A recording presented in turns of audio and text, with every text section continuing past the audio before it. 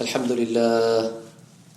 لله نستعينه ونستغفره ونؤمن بك ونتوكل عليه ونعوذ بالله من شرور أنفسنا ومن سيئات أعمالنا فمن يهده الله فلا مضل له ومن يضلل فلا هادي له وأشهد أن لا إله إلا الله وأشهد أن محمدا عبده ورسوله أرسله بالحق بشيرا ونذيرا اللهم صل على سيدنا وحبيبنا وشفيعنا محمد صلى الله عليه وسلم رب اشرح لي صدري ويسر لي أمري واحلل عقدة من لساني يفقه قولي ربنا زدنا علما.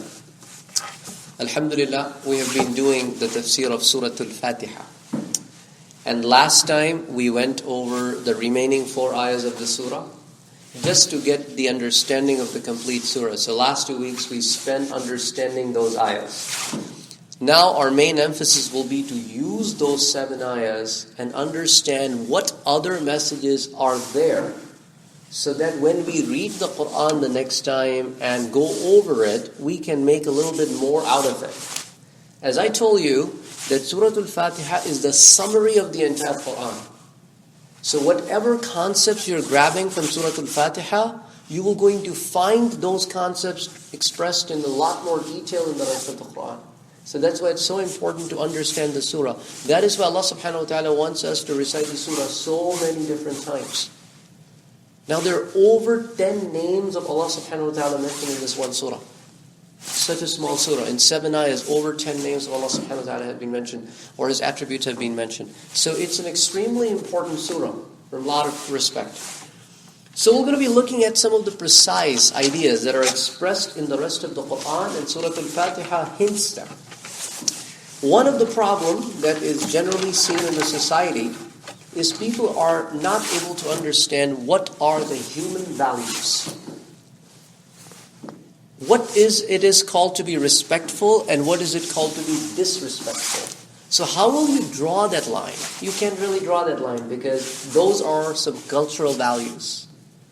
But Quran gives us some of the basic ideas, and the hadiths explain those ideas as to what is a respect and what is a disrespect.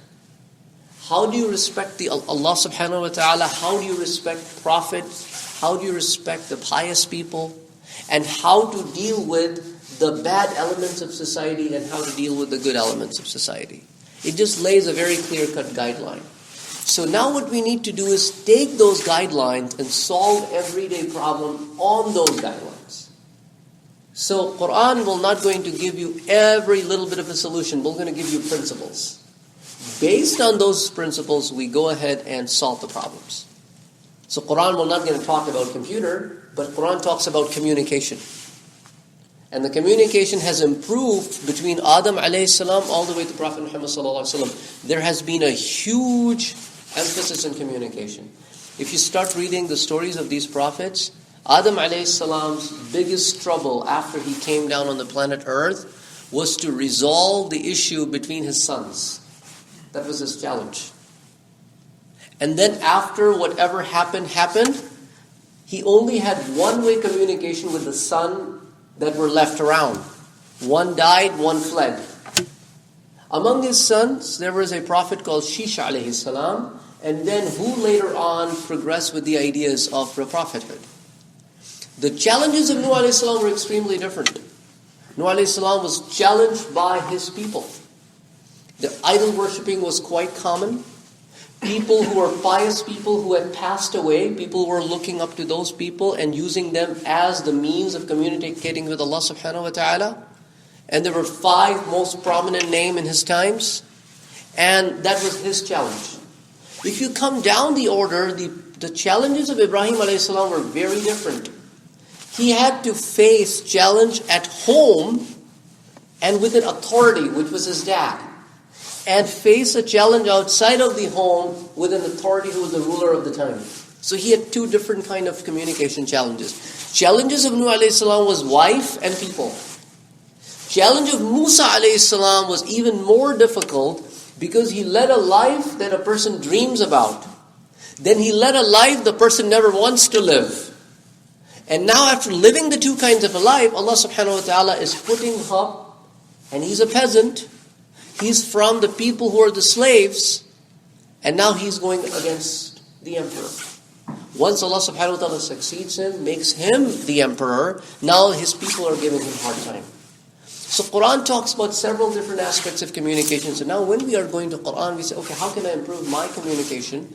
Because we are still communicating with humans based on those ideas. So that's the thing.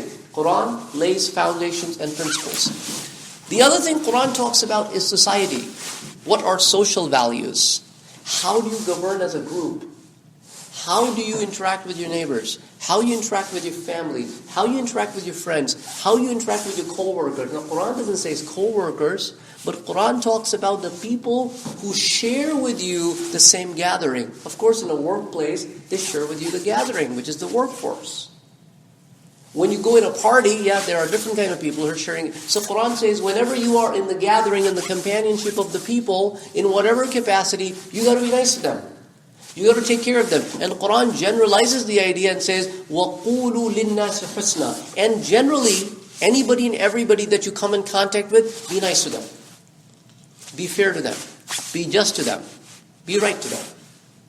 So it just is a foundation for us to communicate in the social values. Similarly, when it comes to politics, generally speaking, a lot of the people are in debates of what are the rights of citizens and what are the rights of rulers.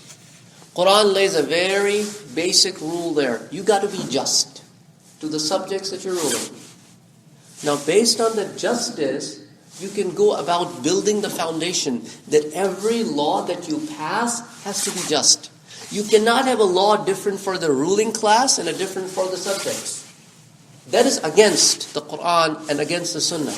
If a person claims that, this is an Islamic environment and this is the Islamic country, but have two different unique law systems depending on who is coming in the court, this is against the hadith of the Prophet Muhammad. He told his companion, the people before you were destroyed because they differentiated between people. When the same crime would be committed by the rich people versus poor, they will give different jurisdictions.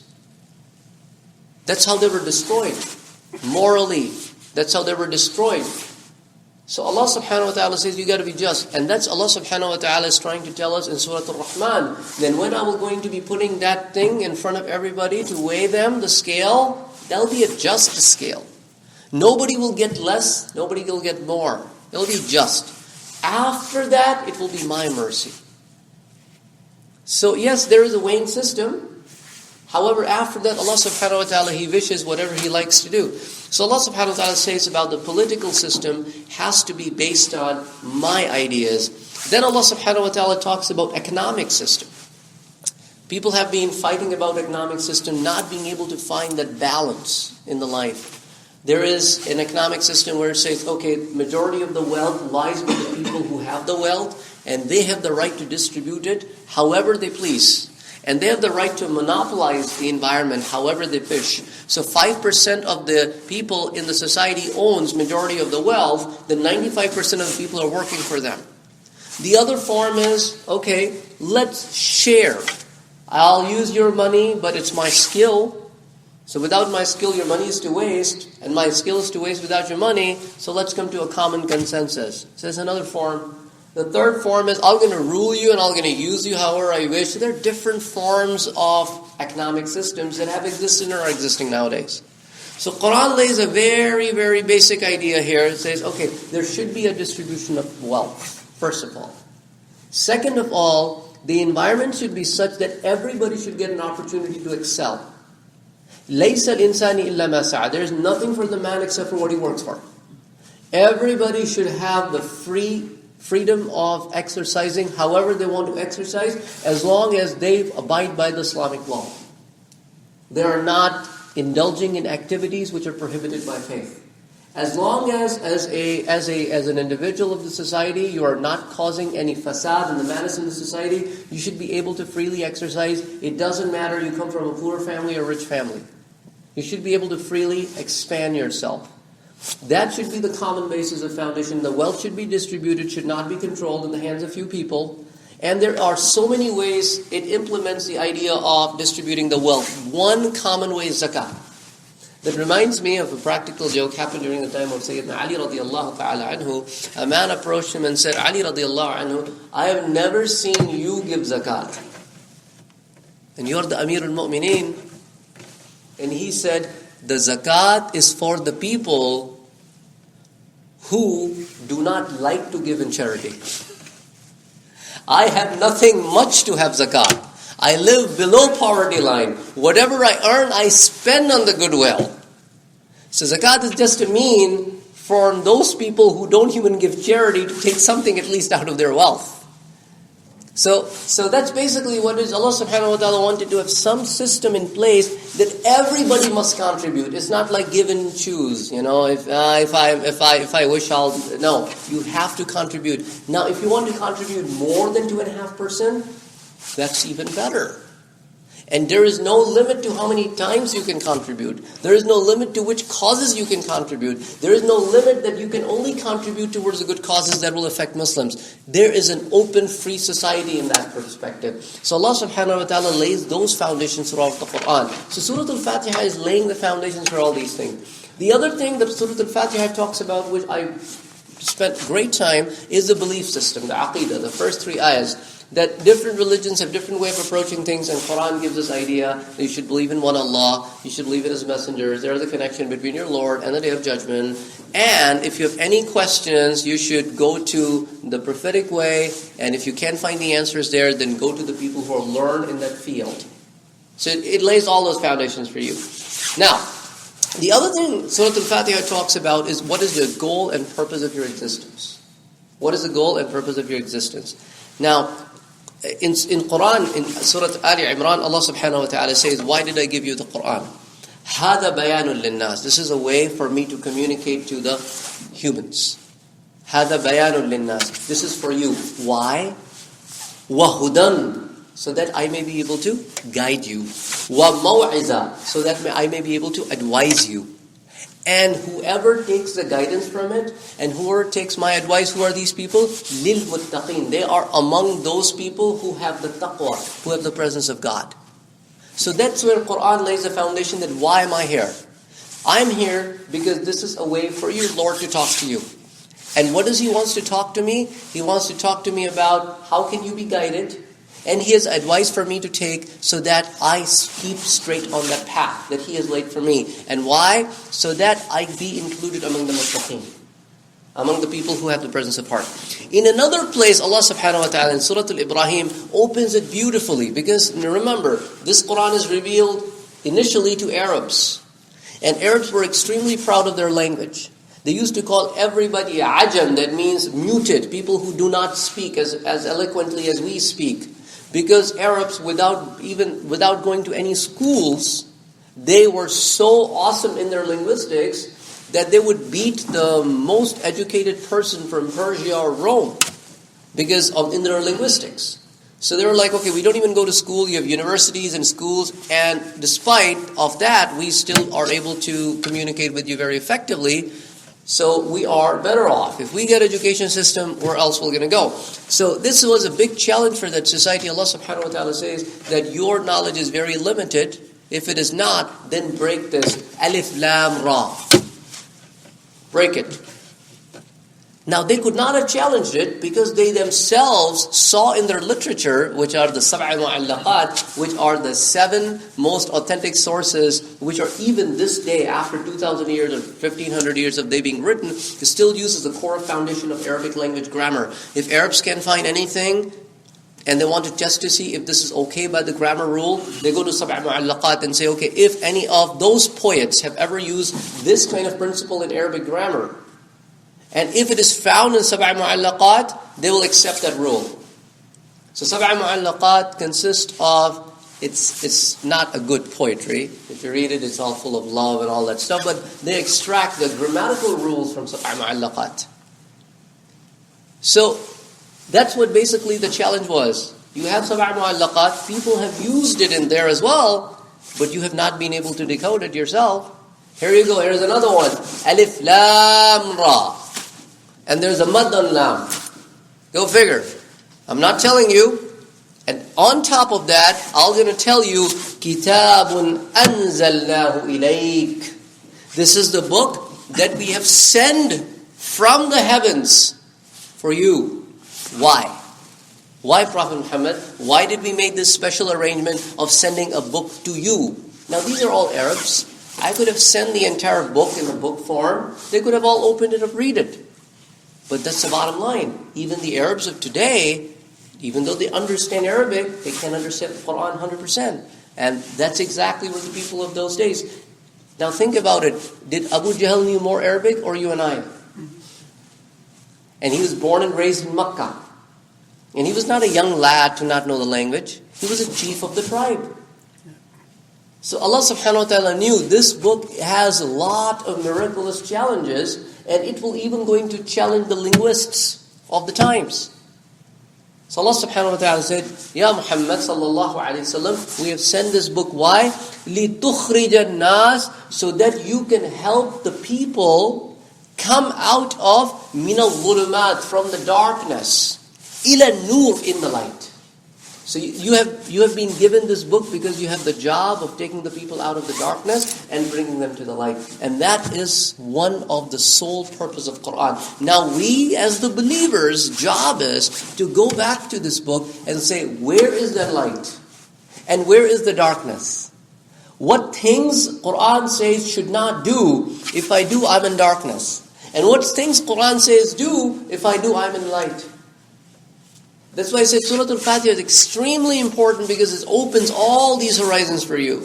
And Allah subhanahu wa ta'ala says, Inna hadha al-Quran, indeed this book, Quran, Yahdi, guides you, lillati hi aqwam, for the route that is the best. That's the perfect. That takes you to me. This Quran will guide you. So how can you expect of not reading this book, not taking guidance from it, and using your head to take the guidance from it, and expect to succeed? You can't do that. You cannot be that rational. And isn't that the basis of Ihdina Sirat al-Mustaqim? Allah subhanahu wa ta'ala guide us, because this book over here has a lot of information. Sometimes not very easy to understand. Sometimes there are multiple interpretations of the same word. Sometimes there is a word in the ayah which is only applicable to maybe one, maybe two, maybe three conditions in the ayah before. So it's not like you read a sentence and then you read another sentence and now you start completing the previous sentence with the next sentence. No. Depending on the linguistics of that word and depending on the other laws that have come in the rest of the book or in the prophetic life, that one word could apply only partially to the ayah before. So the idea is there are complexities in the book, but those are not on everyday affairs. A lot of those complexities are based on jurisdictions or the fiqh. So that's where we go to the ulama and try to understand what exactly do they have to tell us. And Allah subhanahu wa ta'ala says, for a common man, what you got to do? وَيَتَفَكَّرُونَ, think. فِي خَلْقِ السَّمَاوَاتِ وَالْأَرْضِ, that what we have created in the heavens and the earth. And when these people who believe in me, when they think, what comes out of their mouth? رَبَّنَا مَا خَلَقْتَ هَذَا بَاطِلًا, you have not created any of this without a purpose. Okay, so when I have reached that state that I believe that nothing is there out of any reason, what should I do? I should try to go find the reasons of their existence and see how I can benefit from them. Why? Because the Quran says, Allah subhanahu wa ta'ala sakhara, has given all these things in your command. Think about a master who doesn't even know how to use his servant.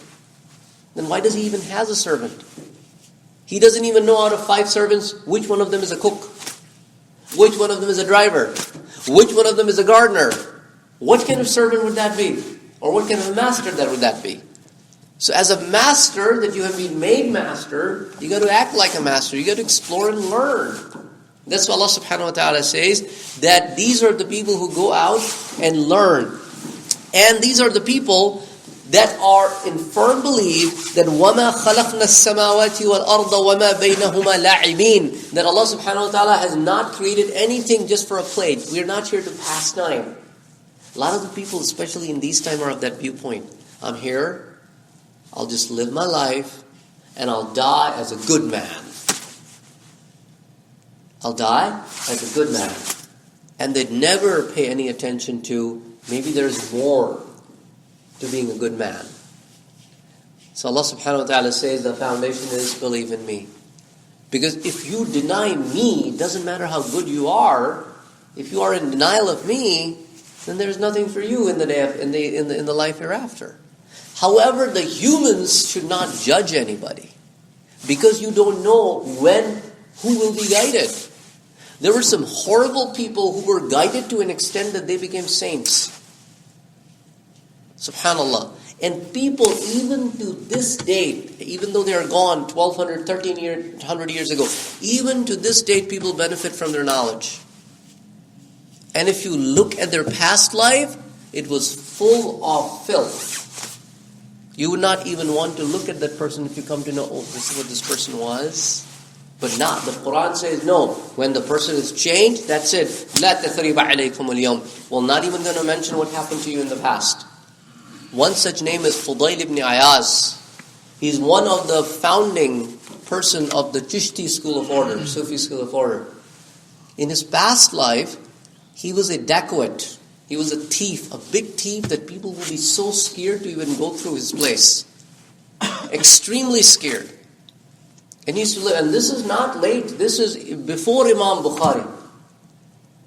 This is during the time of Imam Shafi'i, or probably between the time of Imam Shafi'i and Imam Malik. This is the time. This is the earlier time of Tabi'een. And he's that kind of a person. And he actually had a girl that he loved. So whenever he would steal something, he would just drop by at her house and give her something as a gift out of what he has stolen. So one day, he entered the city. It was dark. And he waited for everybody to sleep. So he actually waited by her wall, outside her house. And he waited for everybody to sleep so that he could jump in and give her the gift and then go back. You know, these love stories have been going on forever. So while he was waiting, he heard a person reciting the Quran because the masjid was right next door. And the person who was reciting the Quran said, أَلَمْ يَأْنِ لِلَّذِينَ آمَنُوا أَن تَخْشَعَ قُلُوبُهُمْ بِذِكْرِ اللَّهِ. Has the time not come for the people who believe? أَلَمْ يَأْنِ لِلَّذِينَ آمَنُوا أَن تَخْشَعَ قُلُوبُهُمْ, that their hearts will tremble with the remembrance of the Lord? Has that time not come for you, O believers? He was a Muslim by faith. He just was not a good practicing one. Right at that moment, he jumped out of the wall and he said, Al-an al-waqt, now is the time. And the guy who stole to give it to his girlfriend, and now where did he go? He went to the masjid. He performed the wudu. He prayed 2 rak'ah. And then he never went back to that life. And a few years to come, the people who was the person who was the head of the thieves, who were his friends? The friends were Abdullah ibn Mubarak, the teacher of Imam Bukhari's father, who was the student of Imam Abu Hanifa. Those were his close friends. That was his place Allah subhanahu wa ta'ala gave him. So you don't know when things change for people. That's why we never judge. We never judge them. So Allah subhanahu wa ta'ala says that we have not created anything for you to just come and play here. وَمَا خَلَقْنَاهُمَا إِلَّا بِالْحَقِّ. We have not created any of this without the fact that they are there for truth. The problem is majority of you don't know. Now comes the question that why have we been created? Okay, I know we are here, there's a purpose of everything, but why have we been created? That is why in the hadith, Prophet Muhammad ﷺ said that every night recite Surah Al-Mulk before you go to bed. That surah is so powerful. If you pay attention and look at the meaning, each and every ayah could change your life over and over and over every day. Because it makes you think and ponder. That's the bottom line. So Allah subhanahu wa ta'ala says in one of the ayahs, الَّذِي خَلَقَ الْمَوْتَ وَالْحَيَاةِ. He is the one who created the death and the life. So that change your belief system to an extent. He is the one who controls the life and death. You don't. You can only take enough measures to protect it. Why? لِيَبْلُوَكُمْ أَيُّكُمْ أَحْسَنُ عَمَلًا, so that He may see which among you does the best deed. Very small ayah. But this reminds of person of Maliki Yawmiddin. I will be held accountable on a day. And I will have to answer every act that I have done. Am I ready to face Him? Because He controls life and death. I don't. I don't know how long I'm here. So if I don't know how long I'm here, and He's the one who controls it, and He has sent me over here as a test to see which one of us are better or do good stuff, and He's the one who says, Azizul Ghafoor, I am the most honorable and I am the most forgiving, so I must make sure about two things. Work hard and believe that He's forgiving. Because He's Ar-Rahman and He's Ar-Rahim. He's Al-Ghaffar. He is Ra'uf. He is Wadud. He is Khaliq. He is Sami'. He is Basir. He is Dhul Jalali wal Ikram. He is everything. So I must rely on Him and Him alone. So that's why there is a purpose that Hadith says, read this before you go to bed. Read this when you wake up in the morning. Read this at this time and read this at that time. There is a reason behind all of these things. So Allah subhanahu wa ta'ala says your hard work must have a goal and must have a purpose. If you work hard for something but you don't have a goal, then there is no point of working hard. If you keep applying for jobs but you don't want to get a job, what's the point of applying? So Allah subhanahu wa ta'ala says, find your purpose. Now that was a gist of information that Quran opens up. The reason I shared with you that next time when you go and do Quran study yourself, look at every ayah and see where in Surah Al-Fatiha this message lies. And how you can use it to better improve yourself. And then maybe help others improve themselves. Now we're going to talk about Surah Al-Fatiha holds the system of life. And this system of life has been categorized by ulama in 8 different categories. One is, Surah Al-Fatiha talks about the health of your belief system. Then it talks about the health of your actions. Then it talks about the accountability. It talks about that you must be clear about your destination. Then it talks about that you need steadiness in your struggle to survive. It talks about that you must have a complete belief in Allah subhanahu wa ta'ala that He will going to make you successful. Then it talks about that you must have the knowledge of who are the right people so that you go to them to learn. And you must have the knowledge of the wrong people so that you don't go to them to learn. These are the 8 principles on which the surah has been formed. Now we're going to briefly look at these principles. The first one, which is the health of the belief. Islam pays a great attention to the belief system. And you may wonder why. I'm going to give you that answer from Bukhari. Imam Bukhari, when he wrote Bukhari Sharif, what is the first hadith that he writes? إِنَّمَا الْأَعْمَالُ بِالنِّيَّاتِ. All actions will be judged on your intentions. Even though none of the books that you will go to find that has the word sahih in their name would start with that hadith. The first chapter is always the Kitab al-Wahi. It always emphasizes on building the Aqidah. But Imam Bukhari was of the point of view, all of this can be a matter of success for you if your intentions are right. But if you're getting all this knowledge to cause fitna, or if you want to earn all this knowledge to get worldly gains, then there is fault in your intention. So it is the intention that must be true. So before you even start reading the Bukhari, that's the first thing he wants you to learn is have your intentions pure. That is the reason a person, you probably would have heard that these are salihin. These are the people who are salih. What does the word salih means? The word salih means a person who has worked so much on his inner side that he has achieved the status of pure intention. That's salih. His intentions have gotten pure. Now, since we cannot look inside the heart, what do we say? We look at their actions. And from their actions, we determine, oh, this person is a salih. This person is from the people who are friends of Allah subhanahu wa ta'ala. So salih is the cleansing of the inside and puring your intention, is basically what the salihin are. And Allah subhanahu wa ta'ala will going to treat them very differently on the Day of Judgment by honoring them. So Allah subhanahu wa ta'ala pays a very, very important attention to correcting the belief system, because all your actions will going to make sense and be meaningful if your belief and your intentions are correct. Then Allah subhanahu wa ta'ala talks about three main principles in the first three ayahs. We talked about those things. And then, another point I want to talk about here, because of the middle ayah, Ar-Rahman Ar-Rahim, which talks about that I'm merciful to you, that's why I send my prophet, my beloved prophet to you. So in Surah Al-Shura, Allah subhanahu wa ta'ala says, Innaka, O Prophet Muhammad sallallahu alayhi wa sallam, indeed, لَتَّهْدِي إِلَى صِرَاطٍ مُسْتَقِيمٍ. You are the source for these people if they want to get the right path. You are the source. إِنَّكَ لَتَهْدِي.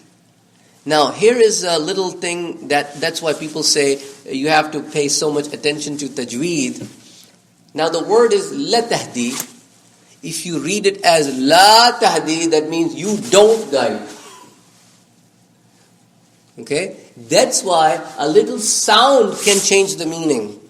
That's why the people who understand Quran, when they're standing behind people who don't, and they make these kind of mistakes, they get a little aggravated. Even though the mistake was not intentional. But what I'm trying to tell you is, that's why the meanings can change, because a little sound can mean you are the one, so you are not the one. Okay? So, إِنَّكَ لَتَهْدِي إِلَى صِرَاطٍ مُسْتَقِيمٍ. But your intentions are right. That's basically the bottom line. But we must always work on improving ourselves. So that was another thing I want to talk about. The next thing is the health of actions. إِيَّاكَ نَعْبُدُ وَإِيَّاكَ نَسْتَعِينُ. Allah subhanahu wa ta'ala says, it doesn't matter what actions you do. Either those actions are to save yourself from bad deeds or to do good deeds. All actions must be for Allah subhanahu wa ta'ala. All actions must be to gain His pleasure. The third thing is concerning about your accountability. Now, why accountability is so important? Why is it that a lot of the people who think they're above accountability are the ones that cause the most fitna in the world? If you look around, there are people who are great speakers, they're great motivators, yet they don't think they are accountable. And what happens? Their followers are also injected with the same philosophy that, oh, no, you cannot question this guy. So if anybody questions that guy, they call him kafir, this, blah, blah, blah, even throw him out of the faith. How dare you question my sheikh? Nobody is above accountability. What is the idea of sheikh? The idea of a sheikh is the person who has earned enough to spread the word, and that is the word of God, not his word. Not the word of the sheikh. He's spreading the word of God. He's making things easier for people to understand so that they can become better people. So what is so possessiveness about that thing? It is not your message, it is Allah's message. So that's Quran talks about, that you must at all times feel that you are accountable. Maliki yawmiddin. Nobody is above accountability. Everybody. So one of my teachers used to say that there are people who think that they're above accountability. These are the kind of the people you are going to find they love themselves. They're the kind of people who are I love me. These are the kind of the people who want everybody who is in their presence to agree with them. Nobody can disagree with them. All day they will going to preach about Tawheed, the oneness of Allah subhanahu wa ta'ala. But in their heart, they love me. That's the biggest form of heart disease. Because then it yields to other diseases. So the intention at heart is extremely important. Then the fourth message is you should know about your destination, which is Ehdina. Then the other thing is you should struggle hard to go to the right path and stay on it. That is why there is a dua that you may often hear from the ulama. They read رَبَّنَا تَقَبَّلْ مِنَّا. Oh Allah subhanahu wa ta'ala, accept this from me.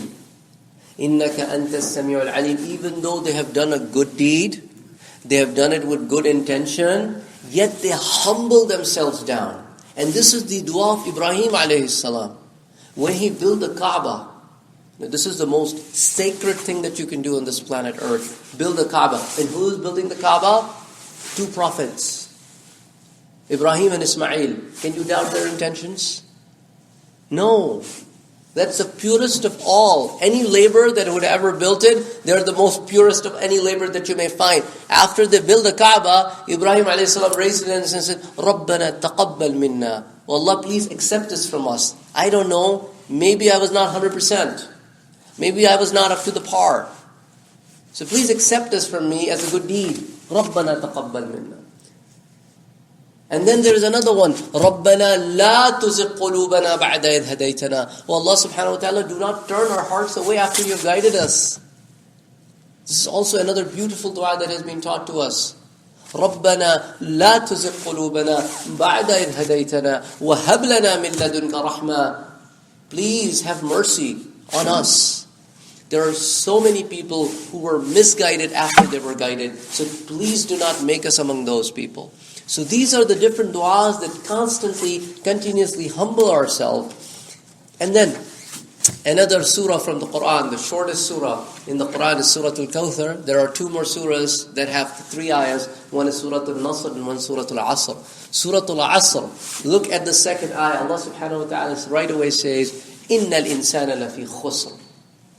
The human is at the verge of disaster. Except for those. إِلَّا الَّذِينَ آمَنُوا. Those who believe. That's not enough. That's part of it. وَعَمِلُوا الصَّالِحَاتِ.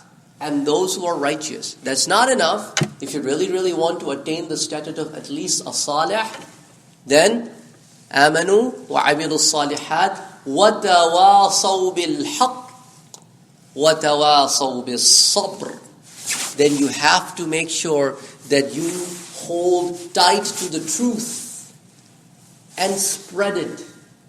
And then on top of that, there are going to be hardships.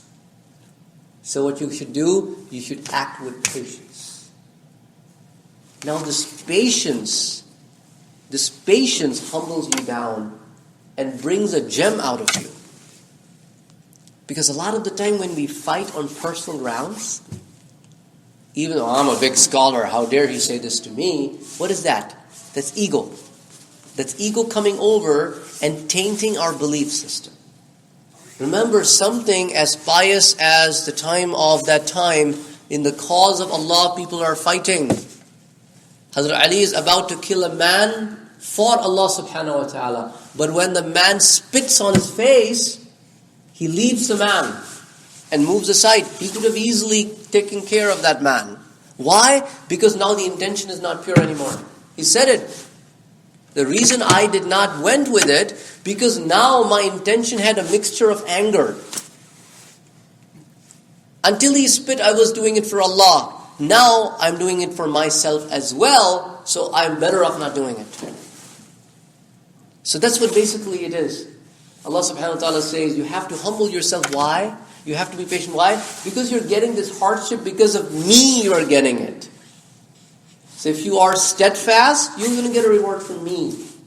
So that's why Allah subhanahu wa ta'ala says, it is an extremely important thing, just like if you have an iman, righteousness is a core. Similarly, if you have an iman, then patience and steadiness is also the core. A lot of the people, when they go through hardships, they're not steady enough, so they lose it. So Allah subhanahu wa ta'ala says, you have to be steady. In Surah Hamim As-Sajda, Allah subhanahu wa ta'ala says, إِنَّ الَّذِينَ قَالُوا رَبُّنَا اللَّهِ. The people who said Allah is our Rabb, ثُمَّ اسْتِقَامُوا, and then they steadfast. and then they steadfast. So Allah subhanahu wa ta'ala gives an example of that. Then Allah subhanahu wa ta'ala says, you have to have a belief system in Surah Al-Fatiha that I am the one through which you can succeed. So, when you have that belief system, what will going to happen? In Surah Ali Imran, Allah subhanahu wa ta'ala says, these are the people that I'm telling them, وَلَا تَهِنُوا, never lose hope. وَلَا تَحْزَنُوا, never be sad and upset. وَأَنْتُمُ الْأَعْلَوْنَ, you will always going to win. إِن كُنْتُم مُؤْمِنِينَ, as long as you're the believer. Now the problem is a lot of these believers, like us, want result now. In Allah subhanahu wa ta'ala's books, now is not always the answer. The people who are the children of Israel cried for years after years after years when Pharaoh was created, killing their babies left and right. And among the babies that were to be killed, a baby was saved.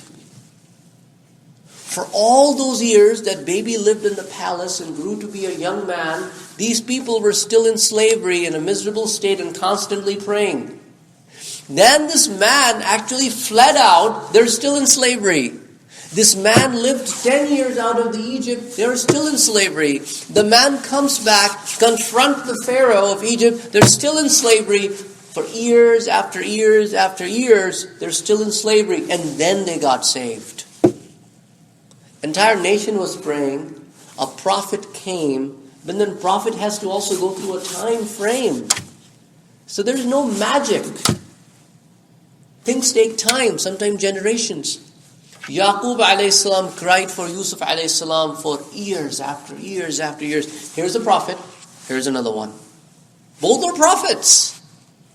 Yusuf alayhi salam gives his shirt over to his brother and says, take it to my dad. They leave Misr, they have to come to Canaan, and Yaqub alayhi salam says to this family, if you may excuse me, I think Yusuf is coming. I smell him. And when Yusuf is a few yards away in the well, he can't smell him. He doesn't know. So that's Allah subhanahu wa ta'ala. He does things when He wants to do it. Now by definition, Yusuf alayhi salam was the son. And Yaqub alayhi salam was the father. Yusuf alayhi salam should have gone to the father. Not sending the brother to bring the father. But that was the will of Allah. Prophets don't do anything by their will. Allah subhanahu wa ta'ala wanted it to happen that way. Allah subhanahu wa ta'ala wanted Yaqub, that when he gets his lights back, He wants him to see the glory. That when his son comes to receive him at the borders of Egypt, Yaqub alayhi salam looked at this huge army and asks his sons, who is this guy? Who has come here to receive us? And they said, this is your son Joseph. That glory would have been missed. So Allah subhanahu wa ta'ala uplifts the believers, but then there is a time for everything. So Allah subhanahu wa ta'ala says, you should not lose hope. Then know the right people from the wrong people. You need to learn to know the right people from the wrong people. Because on the day of judgment, even on the day of judgment, Prophet Muhammad sallallahu alaihi wasallam said, Al-mar'u ma'a uhibb. The person who, al-mar'u ma'a man uhibb. So whoever you love here now and would love to spend time with them, you will be raised on the day of judgment with them. And you will stand with them. So if you have been longing for people who are salihin, mu'mineen, you will stand with them. Because that's what you longed for. But if you long for the culprits, and you love hanging out with them, and you know they are culprits, then expect to be with them. Because that's what the hadith says. The people you love shall be the people you will be with on the day of judgment. So that is why it's extremely important to understand this ayah. اهدنا الصراط المستقيم صراط الذين أنعمت عليهم. Those people who have been blessed, stay with them, stick with them. Because in this life, that love will also help you in the life hereafter. So Allah subhanahu wa ta'ala is talking about that. And then in the last ayah, غَيْرِ الْمَغْضُوبِ عَلَيْهِمْ وَلَا الضَّالِّينَ. Also know the people who are not good. Also know the people who are not right. So what should I do, Allah subhanahu wa ta'ala, when I know that these are not people who are right? Stay away from them. And if you have enough courage, speak out loud. These people are not correct. Confront them. Don't support them. But never take, at any point in time, law in your hand. You should use proper channel to communicate. Aggression is not a proper channel. Violence is not a solution to the problem. Logical and rational is basically what Allah subhanahu wa ta'ala had preached all the way from Adam to Muhammad sallallahu alayhi wa sallam. So غَيْرِ الْمَغْضُوبِ عَلَيْهِمْ وَلَا الضَّالِّينَ. So Allah subhanahu wa ta'ala in Surah Al-Fatih makes a very clear distinction. I want to clarify this ayah because sometimes it gets misquoted.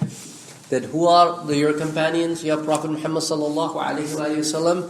أَشِدَّاءُ عَلَى الْكُفَّارِ رُحَمَاءُ بَيْنَهُمْ. These people are extremely harsh on the disbelievers and love the believers. Well, if you leave it there, that could cause fitna. That could cause fitna. Because people will go out and say, I'm going to be harsh on these disbelievers. No. Now you have to look at the hadith. What Prophet Muhammad sallallahu alayhi wa sallam said in Bukhari. He said, Al-hubbu fillah. The love is for the sake of Allah subhanahu wa ta'ala. وَالْبُغْضُ فِي Then the ill feelings are also for Allah subhanahu wa ta'ala. There is nothing of you.